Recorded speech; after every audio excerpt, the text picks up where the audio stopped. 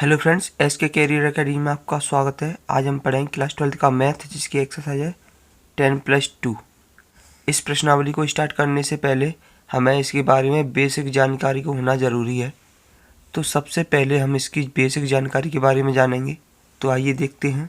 तो सबसे पहले हम जानकारी लेंगे सदिश के बारे में, कि सदिश के बारे में कौन कौन सी जानकारी होना आवश्यक है।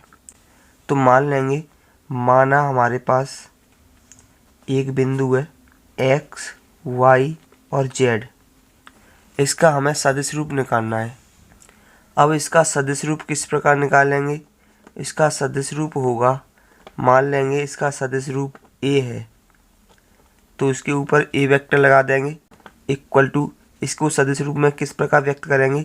जैसे कि एक्स, इसके साथ आई का मल्टीप्लाई कर देंगे, आई cap, plus y j cap, plus z k cap. इसका मतलब है कि इसमें आई का मल्टीप्लाई कर देते हैं, इसमें जे का मल्टीप्लाई कर देते हैं और इसमें के का, और तीनों को जोड़ देते हैं। ये होता है इसका सदिश रूप। तो इससे हमें जानकारी मिली है कि एक बिंदु दिया हो तो उससे संबंधित सदिश इस प्रकार बनाया जाता है। अब मान के चल रहे हैं कि हमारे पास दो बिंदु दिए गए हों। दो बिंदु कौन कौन से होंगे? मान लेंगे, माना दो बिंदु दिए हैं, एक तो है x1, y1 और z1, और दूसरा कौन सा बिंदु है? x2, y2 और z2।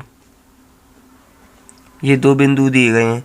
अब इनका हमें सदिश रूप निकालना है। तो मान लेंगे ये a बराबर है और ये b बराबर है। क्लियर? तो सदिश रूप होगा हमारा ए बी वेक्टर। तो ए बी वेक्टर किस प्रकार निकालेंगे? अगर हमारा ए बी वेक्टर लिखा है तो बी वेक्टर में से ए वेक्टर को माइनस कर देंगे, तो ये हो जाएगा x2 minus x1, x2 minus x1 i cap, plus y2 minus y1, y2 minus y1 j cap, plus z2 minus z1, z2 minus z1 k cap. ये दो बिंदु दिए गए होंगे तो उनका सदिश रूप इस प्रकार निरूपित कर सकते हैं। अगर हम सदिश ए बी ना निकाल के बी ए निकालते, किस प्रकार निकालते? बी ए वेक्टर निकालते, तो हम ए में से बी को घटाते, मतलब पिछले वाले में से अगले वाले को माइनस कर देते हैं। और यहाँ पर हमें विशेष ध्यान देना है कि अगर हमें सदिश ए बी निकालना है तो बी वाले वेक्टर में से ए वाला वेक्टर घटाना है, यानी कि पिछले में से आगे वाला घटाना है। क्लियर? आगे में से पिछला वाला नहीं घटा सकते हैं। इसी तरह अगर हम बी ए वेक्टर निकाल रहे हैं, फिर भी हम पीछे वाले में से आगे वाला घटाएंगे। फिर क्या करेंगे? ए वेक्टर यानी कि ए में से बी वाला घटाएंगे। अब हम देखेंगे कि किसी बिंदु का हम परिमाण कैसे निकालते हैं। जैसे कि अगर कोई सदिश दिया है हमारा, सदिश ए वेक्टर बराबर x i cap plus y j cap plus z k cap, ये कोई सदिश दिया है। अगर इसका हमें क्या निकालना है? परिमाण निकालना है। क्या निकालना है? परिमाण निकालना है, या फिर दूसरी भाषा में बोल सकते हैं कि मापांक निकालना है। परिमाण को क्या बोलते हैं? मापांक भी बोल सकते हैं। मापांक निकालना है। तो सबसे पहले हम इसे बता दें कि इसको हम मोड के अंदर दर्शाते हैं। जैसे कि अगर इसका हमें मापांक निकालना है तो इसे मोड के अंदर दर्शाएंगे। जैसे कि मापांक सदिश ए वेक्टर इक्वल टू, इसका फॉर्मूला होता है रूट आई के गुणांक का वर्ग प्लस जे के गुणांक का वर्ग यानी कि वाई का वर्ग प्लस के गुणांक का वर्ग यानी कि जेड का वर्ग। यही क्या होता है? हमारा मापांक या परिमाण। क्लियर? एक बार फिर से देखते हैं कि अगर हमें किसी भी सदिश का मापांक या परिमाण निकालना है तो उसे सबसे पहले हम मापांक यानी मोड के अंदर लिखेंगे। तो लिखेंगे मोड। तो इसका फॉर्मूला होता है रूट के अंदर आई जे और के गुणांकों का वर्ग करके जोड़ देते हैं, यानी कि x square plus y square plus z square. Clear? अब देखेंगे अदिश घटक और सदिश घटक। अदिश और सदिश घटक किस प्रकार निकालते हैं? जैसे कि अगर हमारे पास कोई सदिश दिया है, सदिश A vector equal to x i cap plus y j cap plus z k cap. Clear. तो इसका सबसे पहले हम अदिश घटक निकालेंगे। क्या निकालेंगे? अदिश घटक। तो लिखेंगे अदिश घटक। अदिश घटक निकालेंगे तो अदिश घटक किस प्रकार निकालेंगे? आई जे और के गुणांकों को अलग अलग लिख देंगे, यानी कि x, y, z, ये क्या है? इसके सभी अदिश घटक हैं। तो अदिश घटक क्या हो जाएंगे यहाँ पर? x, y, z। अगर हम सदिश घटक की बात करें तो ये हो जाएगा सदिश घटक। तो सदिश घटक किस प्रकार निकालेंगे? जैसे कि हमने x, y, z यानी कि आई कैप और जे कैप और के कैप के गुणांक लिख दिए, तो वो क्या हो गए? अदिश घटक। सदिश घटक क्या होंगे?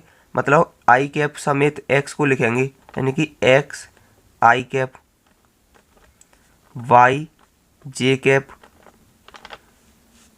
और z के कैप। ये क्या हो गए? सदिश घटक हो गए। इसका मतलब है कि आई कैप, जे कैप, के कैप सहित x, y, z को लिखेंगे तो वो हमारे सदिश घटक होंगे। आगे पढ़ेंगे हम समान दिशा वाले सदिश। तो अब हम जानेंगे कि समान दिशा वाले सदिश कौन कौन से होते हैं। तो आइए देखते हैं। जिन दो सदिशों की दिक्कोज्याएं या इसे बोल सकते हैं दिक्कोसाइन बराबर हों तो वे समान सदिश कहलाएंगे। जैसे अगर कोई सदिश दिया है वेक्टर a बराबर 2 आई कैप प्लस 3 जे कैप प्लस 4 के कैप। क्लियर। तो इसका सबसे पहले हम मापांक निकालेंगे। तो ये हो जाएगा मापांक सदिश ए वेक्टर इक्वल टू, मापांक किस प्रकार निकालते हैं? रूट के अंदर आई जे और के कैप के गुणांकों का वर्ग कर देते हैं, यानी कि इसका वर्ग कितना होगा? 2 का वर्ग प्लस 3 का वर्ग प्लस 4 का वर्ग। कितना हो जाएगा? ये हो जाएगा 2 का वर्ग कितना हो जाएगा? 4, 3 का वर्ग 9 प्लस 4 का वर्ग 16। तो ये हो जाएगा हमारा 29। क्लियर। अब हम सबसे पहले इसकी दिक्कोज्या या दिक्कोसाइन निकालेंगे। तो आई जे और के गुणांक लिखेंगे, जैसे कि 2, 3 और 4 दिया है। अगर उसमें मापांक का भाग दे दें, यानी कि मापांक कितना है? रूट के अंदर 29, रूट 29, रूट 29। ये इस सदिश की क्या आ गई? ये इस सदिश की दिक्कोज्याएं या कहें कि दिक्कोसाइन आ गई। ऐसे ही अगर कोई दूसरा सदिश दिया है उसकी भी दिक्कोज्याएं इतनी ही आ गई तो उसको कहेंगे समान दिशा वाले सदिश। क्लियर। मतलब अगर हमें समान सदिश निकालने हैं तो दो सदिश ऐसे रखने हैं जिनकी दिक्कोज्याएं समान हों तो वे समान दिशा वाले सदिश कहलाएंगे। क्लियर।